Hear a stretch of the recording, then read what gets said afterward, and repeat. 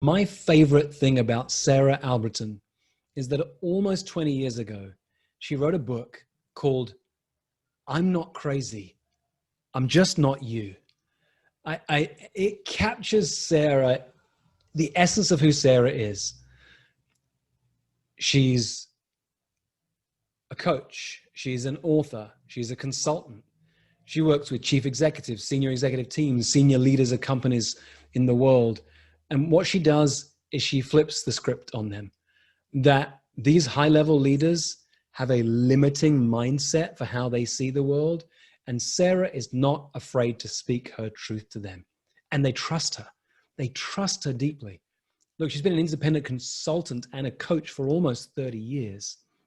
So she brings in this sense of humor, this sense of gravitas, this deep inner wisdom.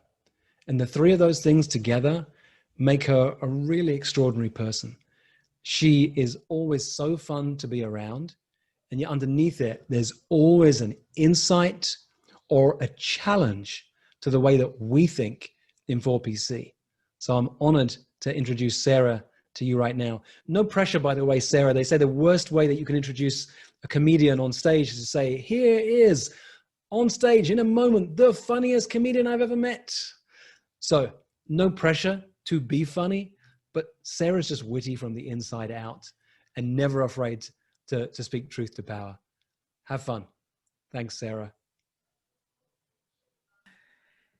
And yet he knows this advice, yet doesn't follow it. So here we are.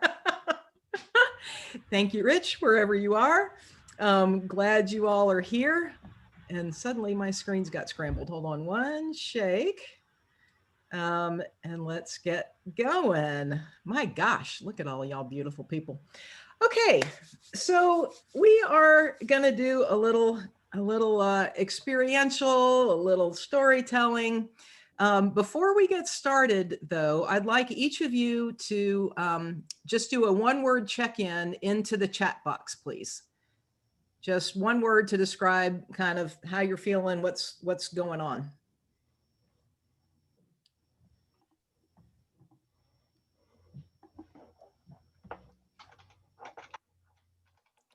Great.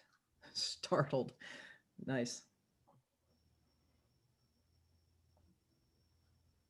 All right. So as those are going in, let's just take a moment. And if you're a 2 feet on the ground person, do that. I actually cross my feet and my hands when I meditate, but other people do it differently. So just make this your first practice of listening to your guides about what would be a great way to get yourself grounded. And let's just take a moment to breathe deeply and breathe in wisdom and breathe out distraction.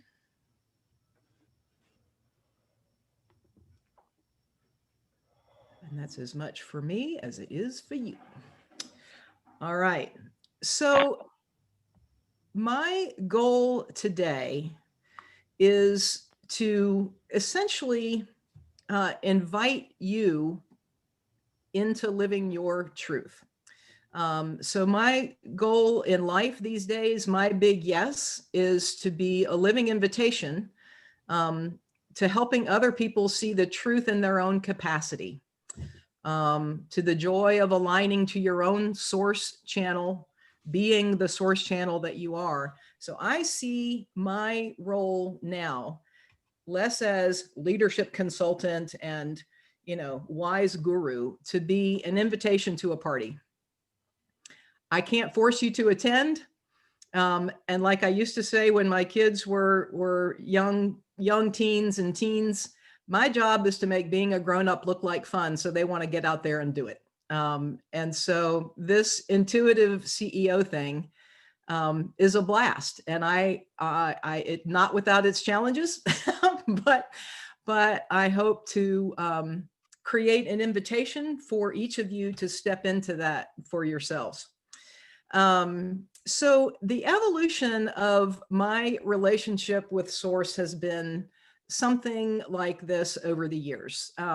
probably my best friend as a child. I probably, as a kid, didn't see any separation.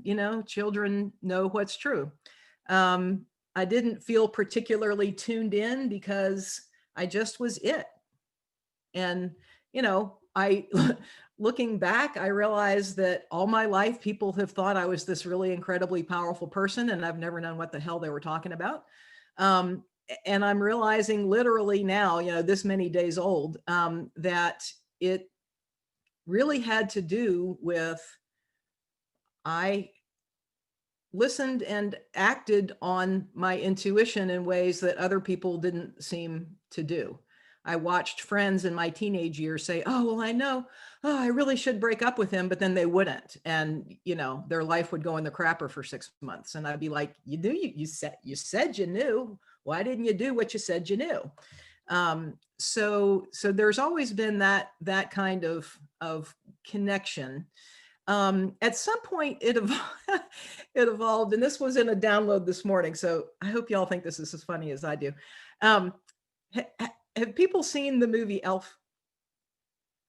Yeah, good number of you. Okay, cool. So the Peter Dinklage character who is like this senior consultant, like the rainmaker, scary person that comes that comes in, and he's respected, he's feared, and he is only called in a crisis, and he's a little finicky to get in touch with. The conditions have to be right for him to show up. Slightly scary to work with, but he always gets the job done, has a big reputation for getting the job done. So there was a pretty big period in my young adult life that's how I saw my intuition, was sort of that Peter Dinklage character would show up ready to kick some ass. But it's like, do I really, summon the Kraken or not? And kind of kept it away, except for the big things.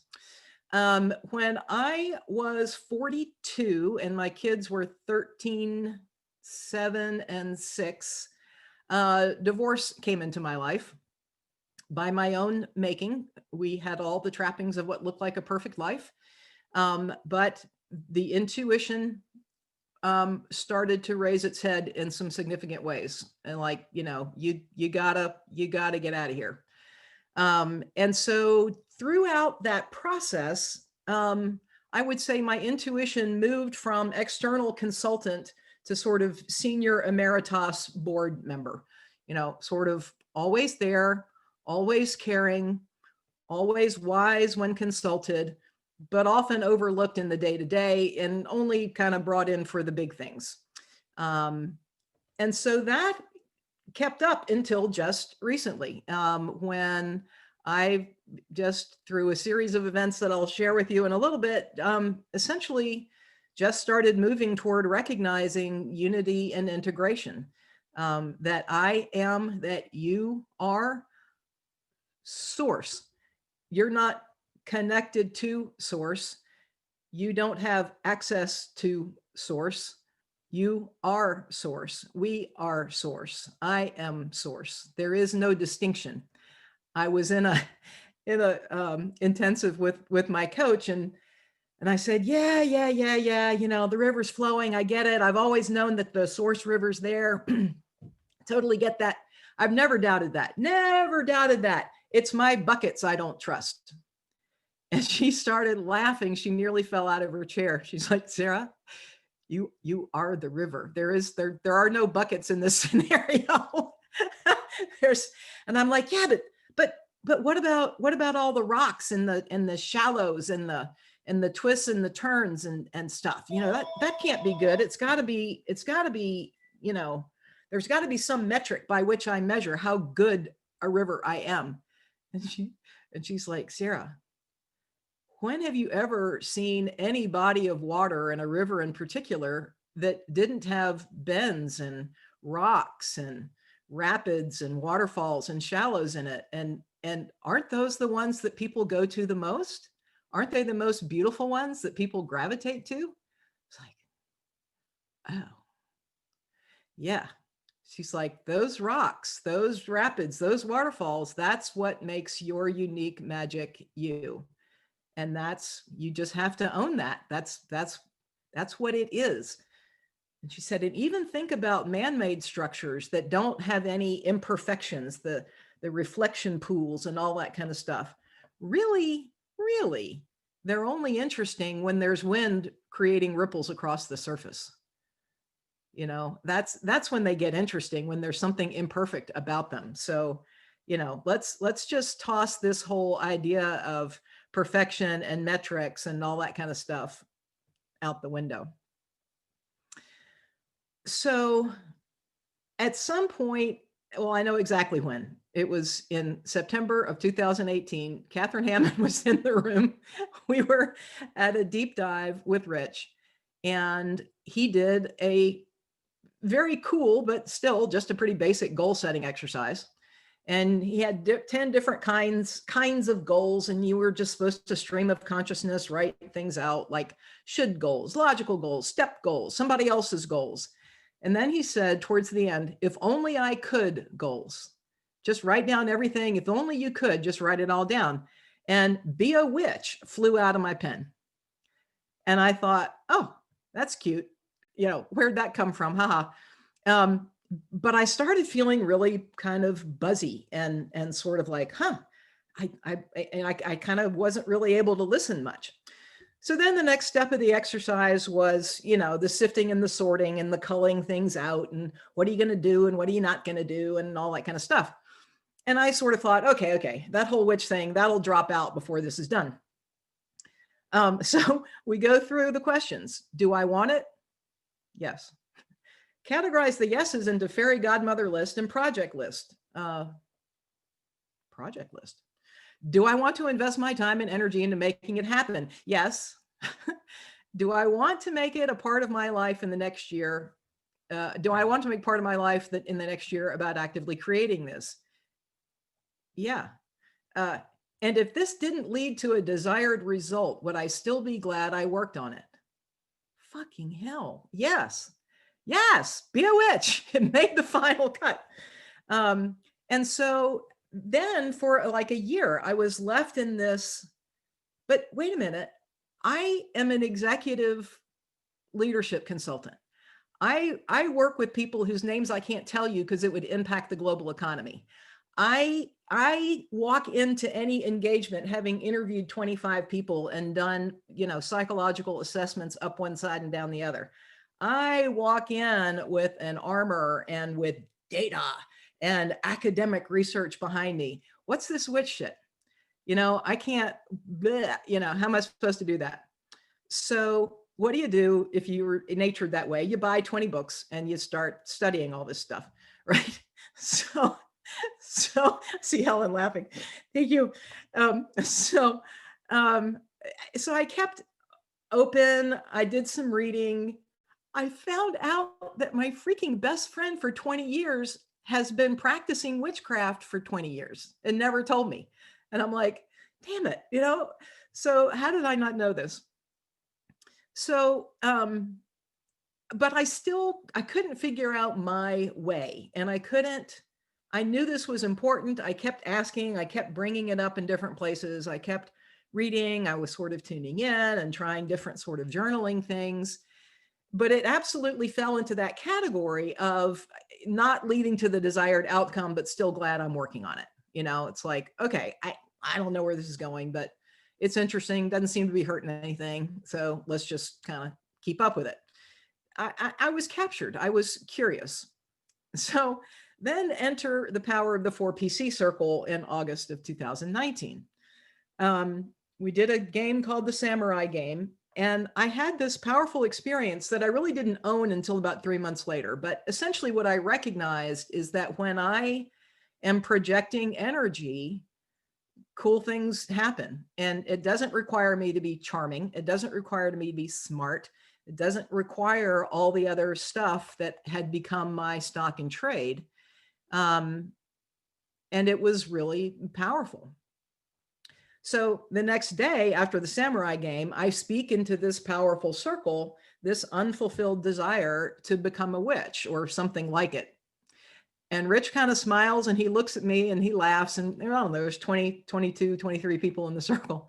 And he says, what would you say if I told you that within this very circle is someone who trains witches? And I was sort of like, I would say that's pretty fucking amazing, because I really thought you were just going to hand me my ass on my way out the door. And he just starts laughing. And somebody said, well, aren't you going to ask who it is? I'm like, well, no, I'm assuming that will emerge.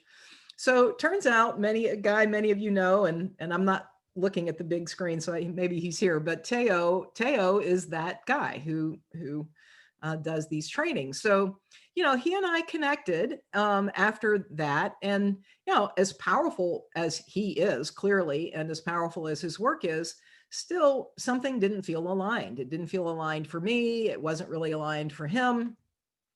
So I kept listening, and it kept getting clearer to me that witch was way too small a word, that there was something bigger happening here. There's a bigger world of energy at work here. And so I just kept putting it out there more and more fearlessly to people in my professional circles, like that the fear was, oh, they're going to think I have jumped off the deep end. And, but here we go.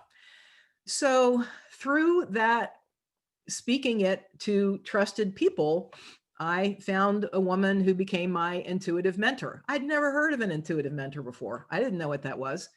I mean, heck, until I met this crowd with Rich, I didn't know, A, that people didn't make a living being coaches, and B, that you could coach without like stuff, without like all the stuff, all the academic stuff and everything. I had no idea. So through the process, beginning almost exactly a year ago, I signed my contract with her when I was at the San Diego intensive a year ago. And it started off as I don't know, maybe a 6-month contract. And I started exploring in earnest what it would mean to make my intuition the CEO of my business, and not my brain, not my brain chemistry. And it's been a fabulous, sometimes scary rocket ride ever since. So, and in that short time, in addition to my legacy consulting coaching work, I'm now a mentor, an intuitive mentor. I mean, I didn't even know it was a job title 9 months ago, to 2 individuals and a corporate team. And I'm openly using my intuition.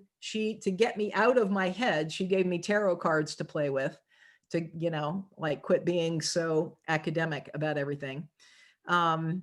I have practices for using my intuition to discern whether or not a potential client is actually a match. Like, just because someone asks me doesn't mean I'm going to say yes, kind of thing. We've been talking about that this week. If they are a match, then I have practices, still learning, still stumbling sometimes, but for opening up for a download on what the package should look like. And often that uses tarot cards. So I organize my proposals by the tarot cards that I pull for that person.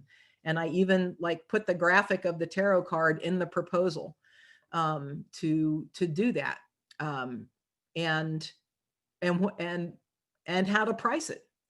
So, I am the contrarian, or maybe the evolutionarian from, Rich kind of talked about, well, if you're here, you say yes to everything. And then at some point you start saying no to things, and so forth. So I don't have a package anymore. I don't have a menu anymore. I don't know what I'm going to charge somebody until I go to my energetic space and room and meet with them there energetically and figure out what I'm charging. And it quite literally could be free to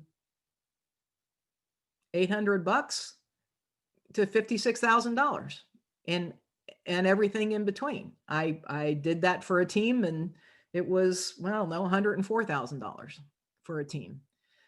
So that is where I have gotten to, and what I want to sort of share with you, that these things are possible. And I'm coming from my own intuition. I've made some notes and stuff, but I'm really coming from my intuition about how to even present this to you. So what I'd like to do now is just do a quick check-in. Again, one word check-in. I've been present with you, been sharing my story with you, consciously opening my channel for information about what to bring and what guidance. And so the metaphor that I like to use is that I strike my tuning fork. Remember in grade school science class and tuning forks? I strike my tuning fork, and in this case for you all as a group. And when I do that, when you bring your tuning fork closer, yours starts humming too. And it's not the same note as mine. I have zero interest in making carbon copies of myself. It's not even possible, obviously. But the space that I would offer to my clients and to really anyone I come in contact with. My teacher is always telling me, Sarah, you could get on a bus across town and your medicine is at work for the people who are around you. This is not about what you do. It's about who you be, and letting source be with you in ways and show through you in ways that you don't have to work so freaking hard at, and just be with. So as you think about that and think about the first word you checked in with and the second word you checked in with, pay attention. How is your tuning fork now? Are you feeling more alert? Are you feeling more open to your own intuition? Are you feeling, how is that going?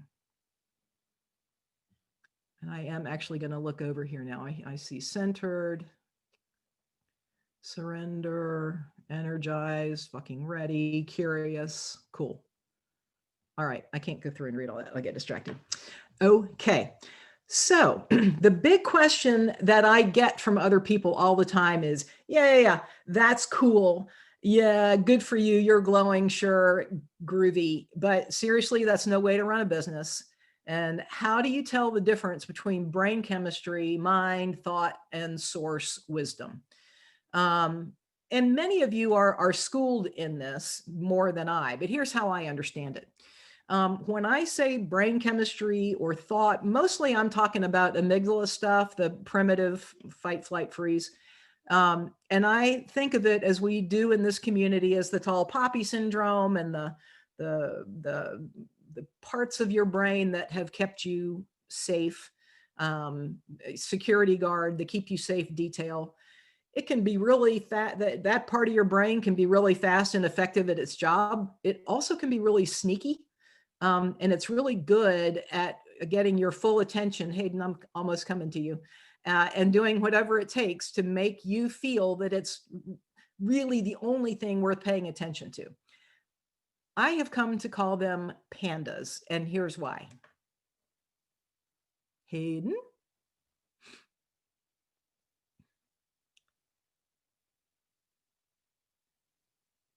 So if you think of pandas as your thoughts, your fears, your distractions, and your higher self as the zookeeper, this is often what it's like for most of us most of the time. You got to throw a little something in and get them away, leave my tools to do my work. Thank God.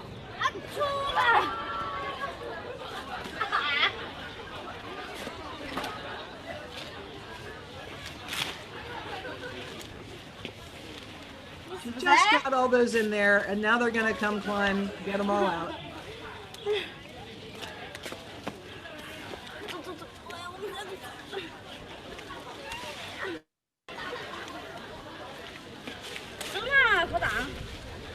They're so cute. How could you be mad at them?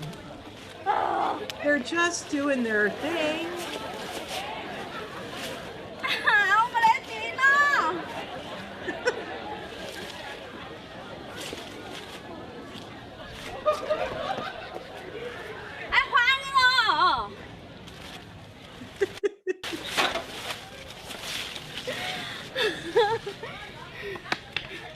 Notice how patient she is. She's not beating him off with a stick.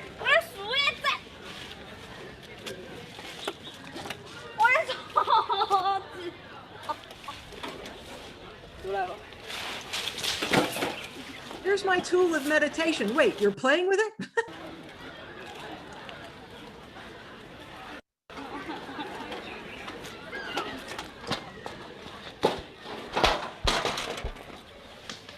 You can't charge that much. Are you really worth it?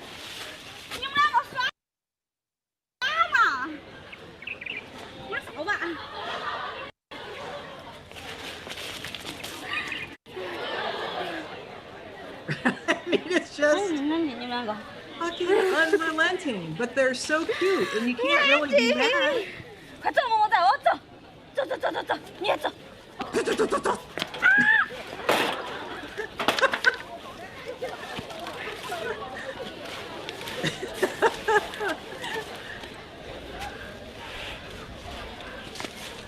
I just swept all those up. I just got my business plan together. I just got this proposal finished for this client.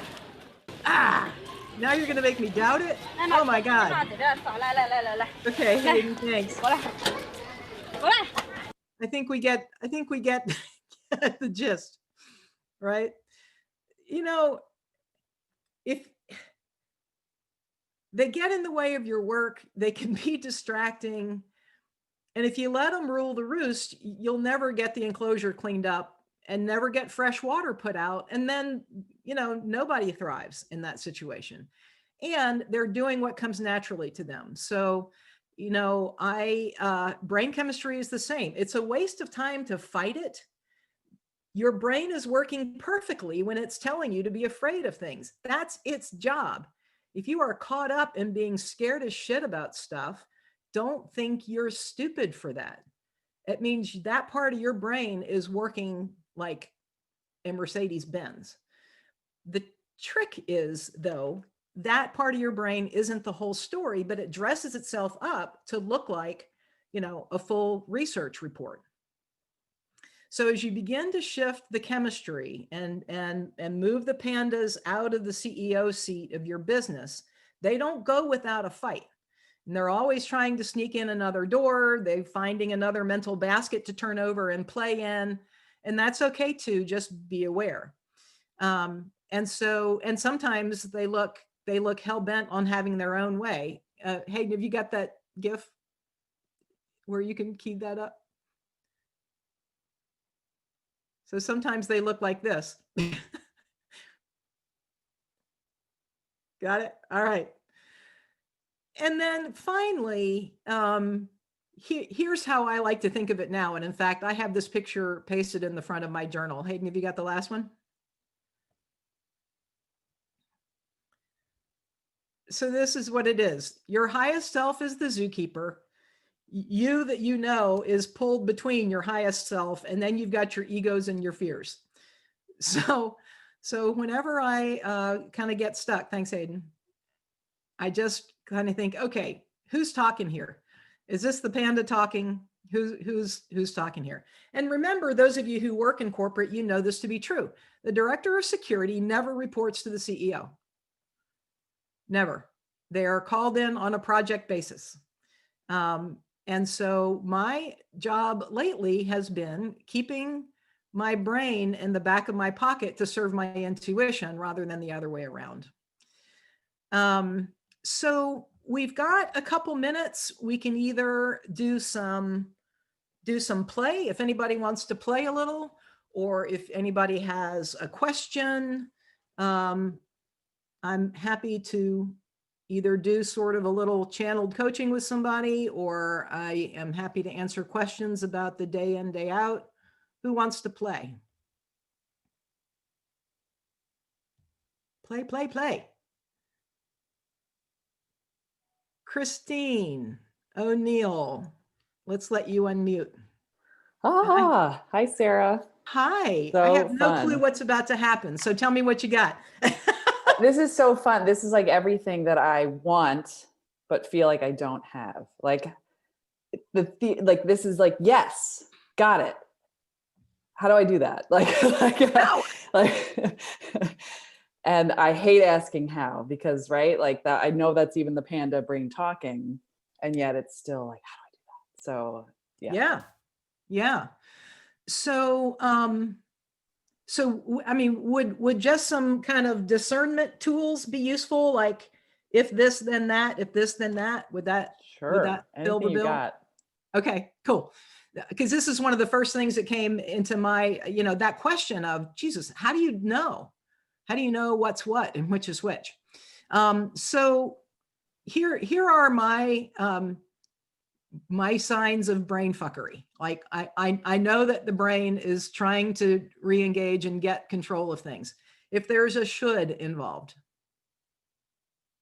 if there's a should on it, it's like, okay, that's got the black and whites pandas all over it. Let's take a look.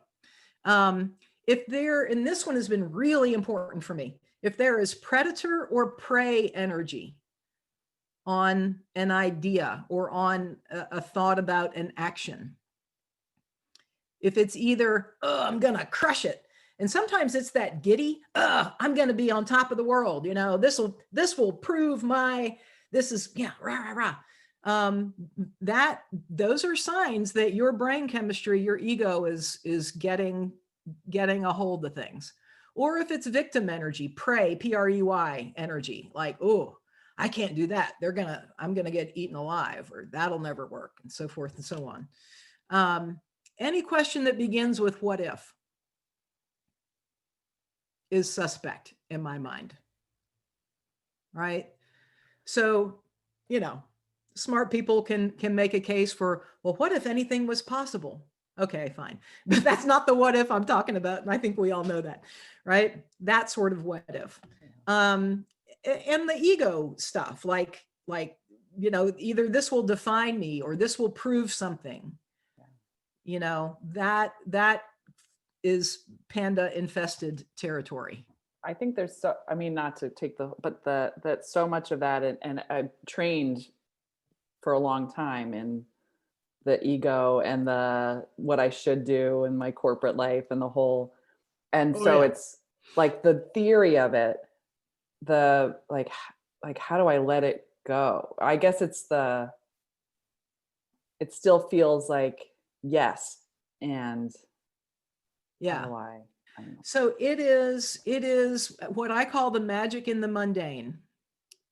Yeah. So what the practice has been for me is looking for ways in everyday life. And I mean little things. Like, I was joking with Angela on the phone last night. I'm like, okay, am I going to have red grapefruit seltzer or am I going to have cherry seltzer? I made this decision 2 days ago. I went for black cherry. There you go. Right. And so when you practice on the small things and start learning to listen and hear, what you start recognizing is, oh, that's that voice. That's that connection to my inner knowing. And typically it is, there is an ease and a grace about that voice. Often it's quieter. Typically it's pretty neutral and fairly persistent. There's typically a feeling of peace and clarity. And even when things are in the crapper, there is a voice. If you can get the chatter to quiet, there's a voice that will say, yeah, this sucks. You're okay. Here's what's next. Bump, bump, bump. Source will never give you a 20-point plan. It will always give you the next step or two without explanation. If you find yourself trying to explain and justify, those are the pandas, and so those are some ways. What just landed for you? What landed was that I think I know in moments of life where I've gotten really quiet, that's when I know, right? Those are the moments that I've known. Mm-hmm. What I don't allow is always that space when I'm interacting. And so creating that breath and space before having to respond right away. Yeah. Feels like a really powerful like entry. So allowing that to be in that moment, which is exciting. So that's huge. Thank you. Yeah. And here's what I'll tell you. I was terrified, and I still don't tell my corporate people that I pull tarot cards for them. But I was terrified, even in interacting with them, as you say, to sort of take a moment and say, okay, just let me slow down for a second. Because I don't know what I thought. They all move at the speed of light, and I thought they'd think I was stupid, or bleh, all the stuff, all the panda stuff. Mm-hmm. And so what I have started doing is just that.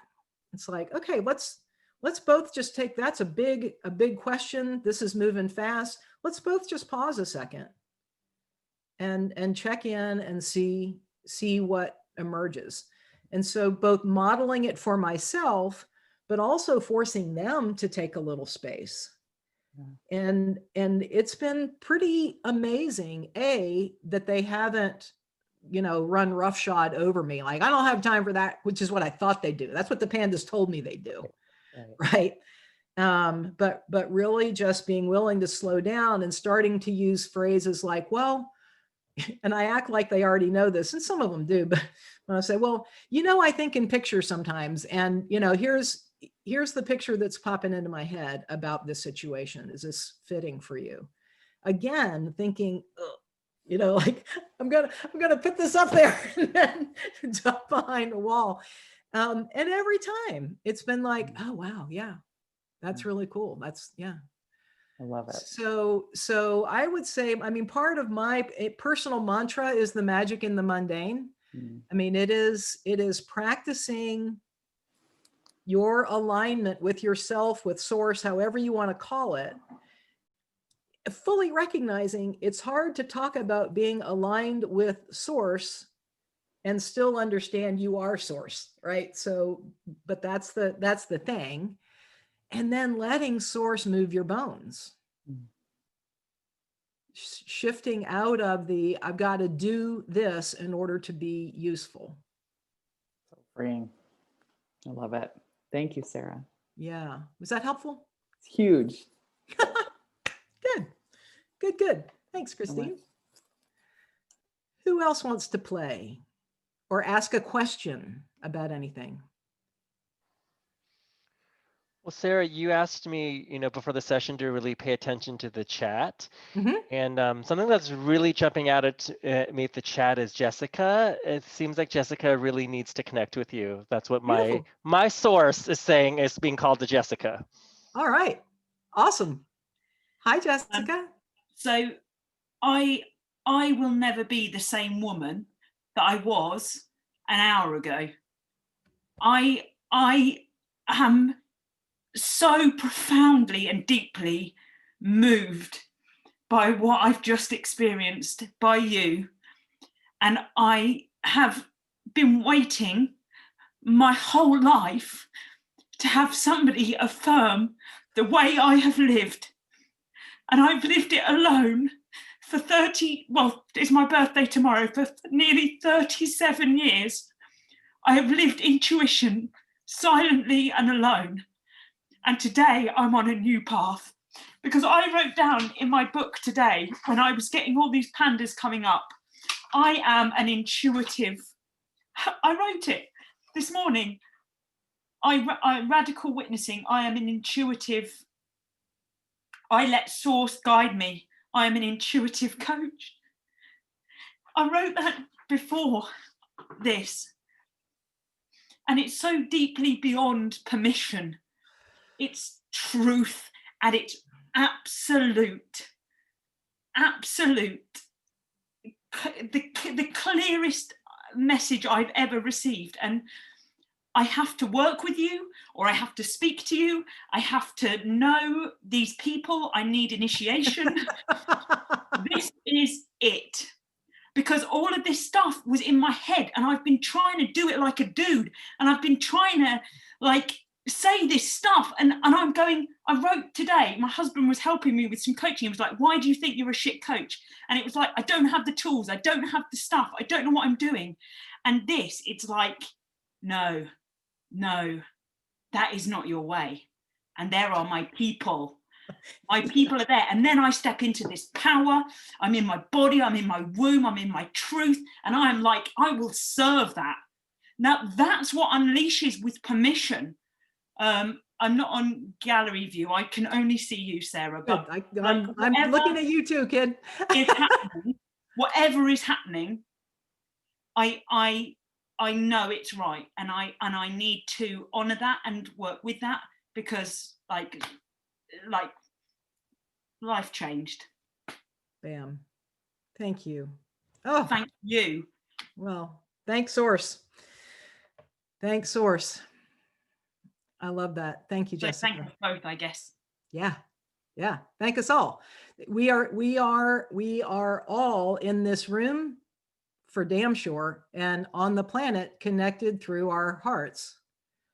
And when we breathe from our heart, when we speak from our heart, when we speak from our womb, when we speak from our innate source of truth, it's unstoppable. I'm glad to know you're in the world too, my friend. Yeah, because it can feel lonely. It can feel lonely. Yeah, thank you. Thank you. Okay. Hayden, I've got just a little other, maybe an example or a story or two, but if you're seeing something or someone else pop up, I'm more than happy to be present to that. Why don't you share your story, and then I'll keep scrolling. Yeah. Okay. So here's a living example, all the way up to, 2 hours ago, of getting ready for this. So well, let me do a little permissioning too. A couple of intensives ago, Varian asked for people to do Brilliance sessions, and it felt like, oh gosh, I'm in 4PC, everybody's supposed to do a Brilliance session, but I had just started with this intuitive mentor, and I was just in this cave, and Rich and others were like, well, people are fascinated with all the high powered global executives you work with, and they want to hear that story. And I'm like, that story bores the shit out of me now. I don't want to do that. Okay, well, do one on where you're headed. And I'm like, I don't fucking know where I'm headed. I'm in the cocoon. I'm in the mushy chrysalis kind of thing. And I can't do a Brilliant session right now. I just can't. So sorry. So, and that process, to Christina's thing, the shoulds around that were loud. Like the pandas were in a 2 or 3 leaf baskets full on that one. But I sort of honored the wisdom and said, no, this is not the time. So I started preparing for this, and I wrote a note in my journal, I'll call it a week ago, 5 days ago, at night, saying, what needs to come forth? What am I here to be doing? And the first words in the morning, and if y'all don't know this exercise, this is a good one. In your journals, write a question that feels thorny or gnarly, or just that you want some guidance on. And especially if you think you don't have guides or you don't have intuition, do this exercise.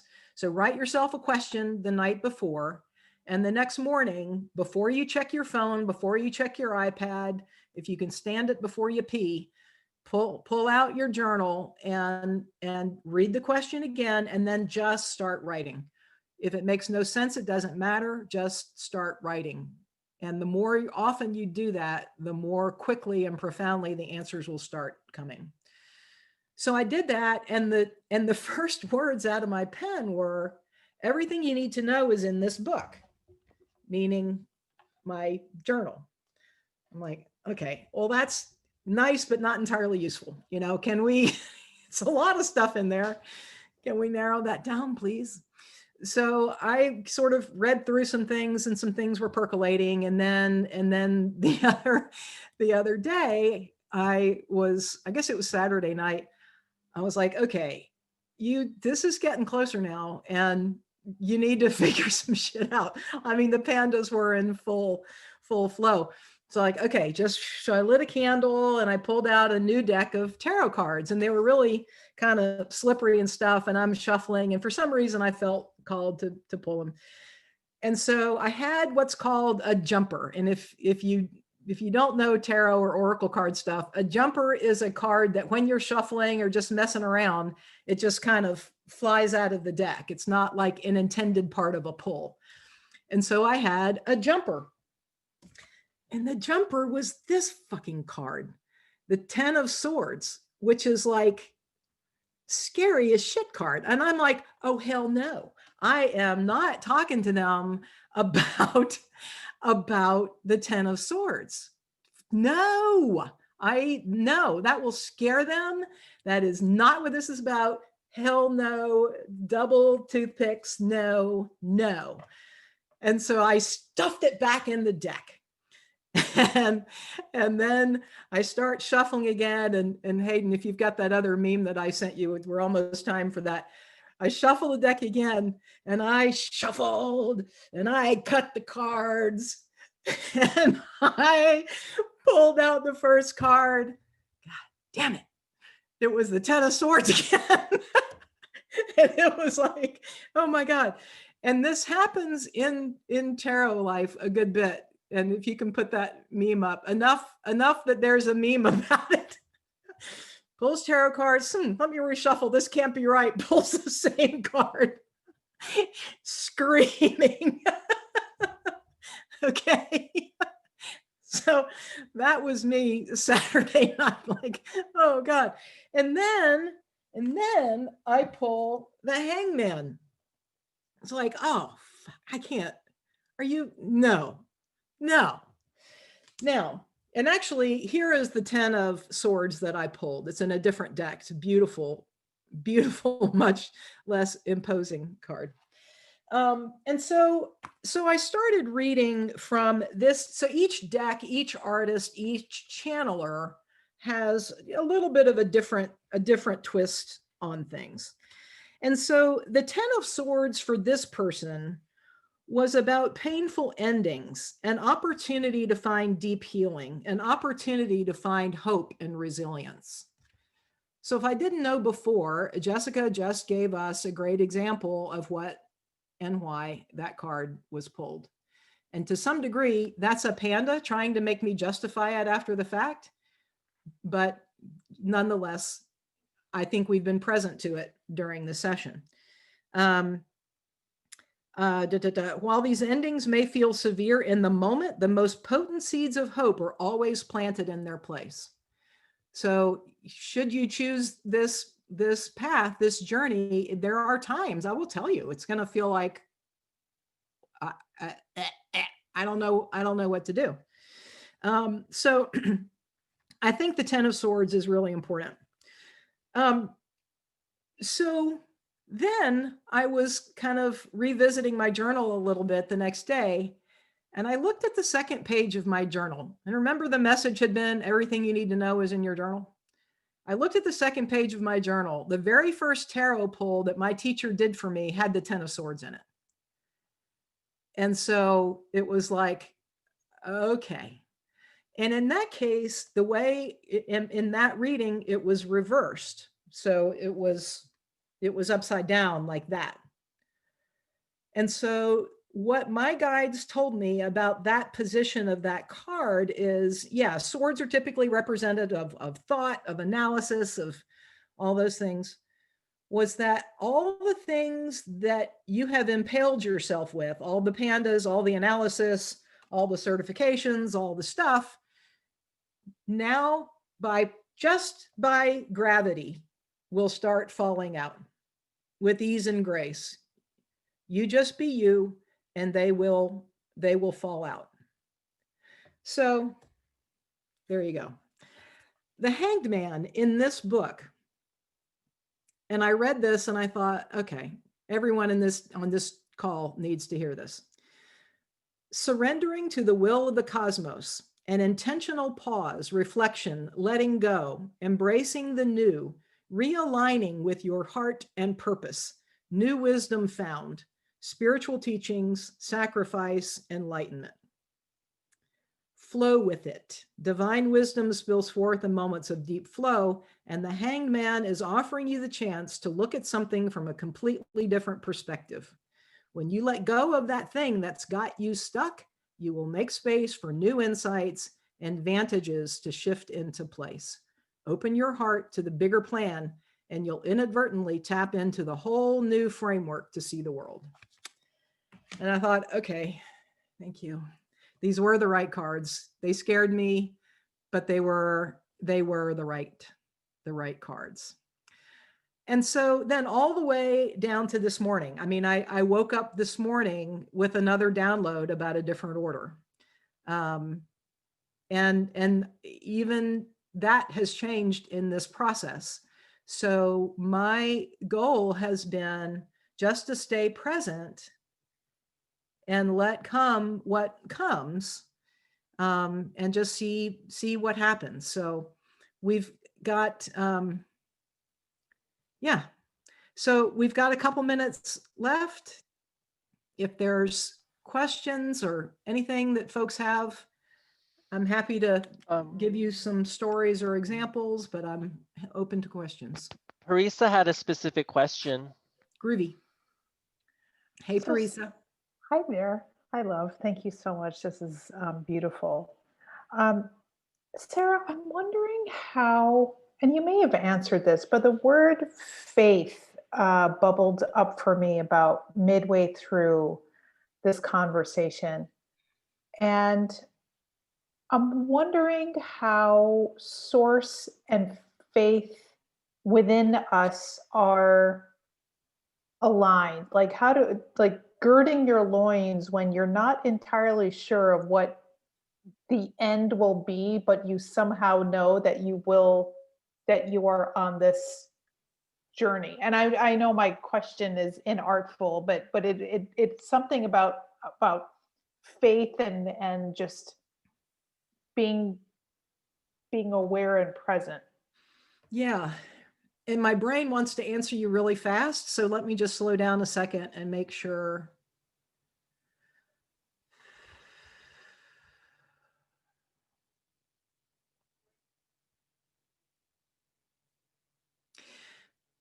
Yeah.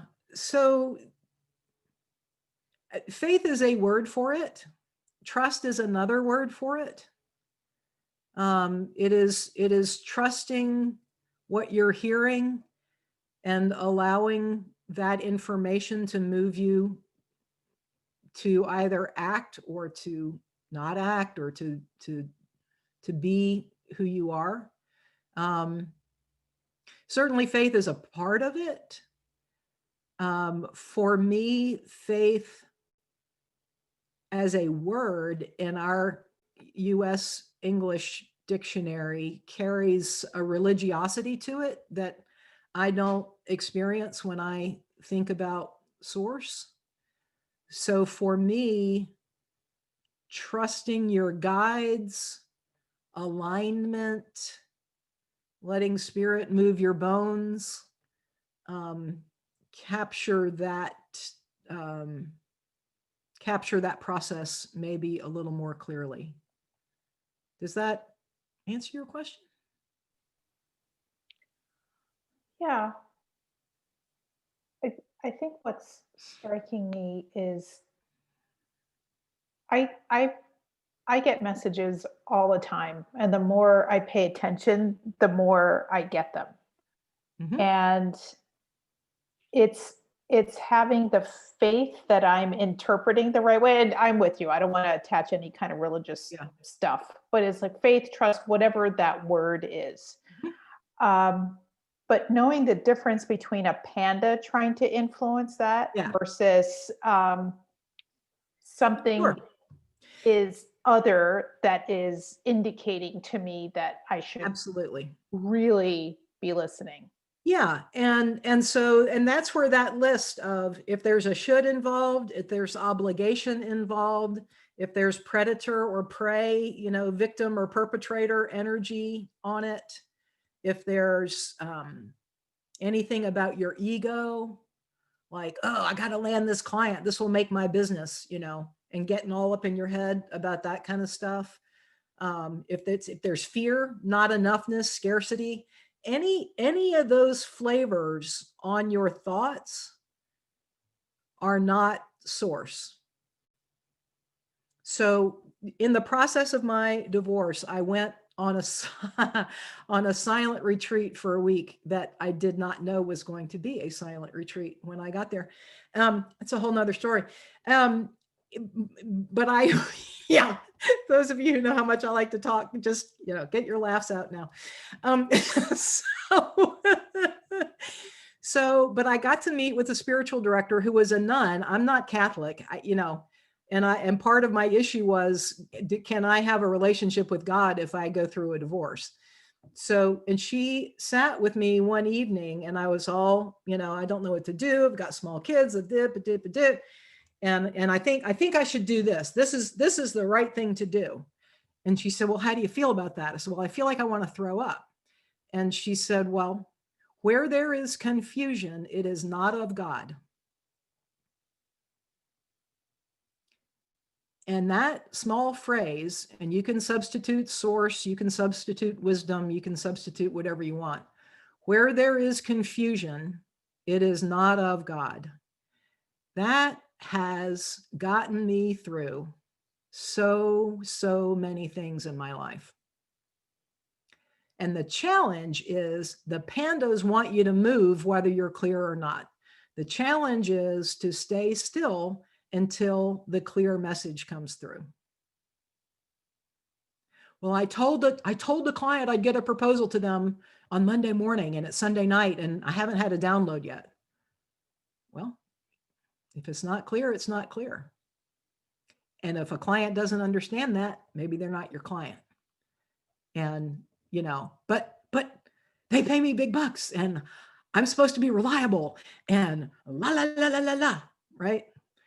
So, and I will say, most of the time, I am still very reliable and accountable based on source, but it's a different process. But where there is confusion, it is not of God, has been a huge lighthouse for me.